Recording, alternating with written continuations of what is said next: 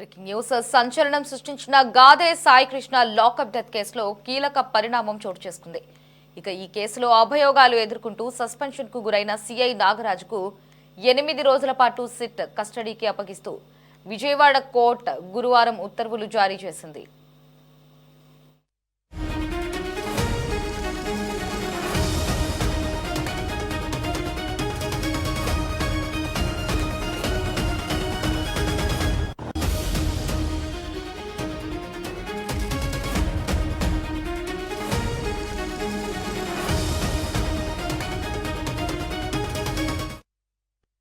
ఈ కేసులో విచారణలో భాగంగా నాగరాజును మరింత లోతుగా ప్రశ్నించేందుకు 12 రోజుల పాటు తమ కస్టడీకి అనుమతించాలని సిట్ అధికారులు కోర్టును కోరారు. దీనిపై విచారణ చేపట్టిన న్యాయస్థానం 8 రోజుల కస్టడీకి అనుమతి మంజూరు చేసింది. దీంతో ఇవాల్టి నుంచి నాగరాజును సిట్ అధికారులు విచారించనున్నారు.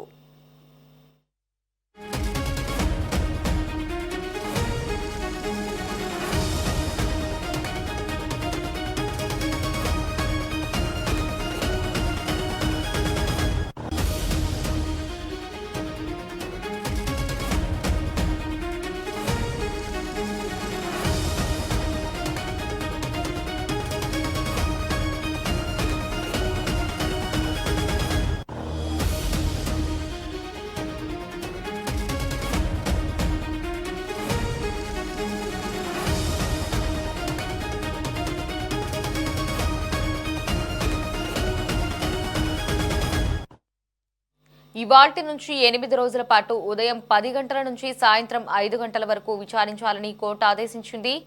ఇక న్యాయవాది సమక్షంలో ఆడియో వీడియో రికార్డ్స్తో విచారణ జరపాలని కోర్టు పేర్కొంది. విచారణ అనంతరం రికార్డులను కోర్టుకు సమర్పించాలని ఆదేశించింది. జూన్ 23న అరెస్ట్ అయిన నాగరాజు ప్రస్తుతం రాజమహేంద్రవరం సెంట్రల్ జైల్లో జ్యుడిషియల్ రిమాండ్లో ఉన్నారు.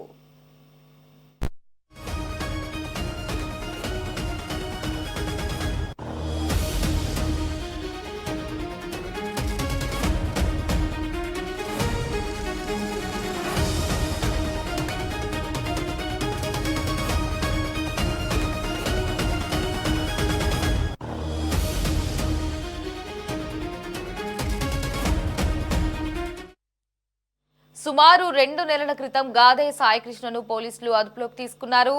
అనంతరం కృష్ణలంక పోలీస్ స్టేషన్లో అక్రమంగా నిర్బంధించి తీవ్రంగా హింసించడం వల్లే అతను మరణించాడని కుటుంబ సభ్యులు ఆరోపించారు. అంతేకాకుండా సాక్ష్యాలను మాయం చేసేందుకు కుటుంబ సభ్యులకు ఎలాంటి సమాచారం ఇవ్వకుండానే మృతదేహాన్ని స్థానిక విద్యుత్ శ్మశాన వాటికలో దహనం చేశారని ఆరోపణలు వెల్లువెత్తాయి. ఈ క్రమంలోనే సిఐ నాగరాజు అరెస్ట్ అయ్యారు.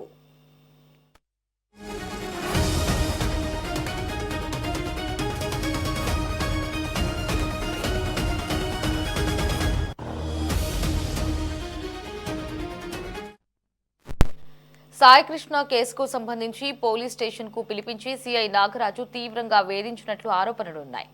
ఈ నేపథ్యంలోనే సిట్ అధికారులు రాజమండ్రి సెంట్రల్ జైల్లో ఉన్న సిఐ నాగరాజును అక్కడే విచారించనున్నారు అని తెలుస్తోంది.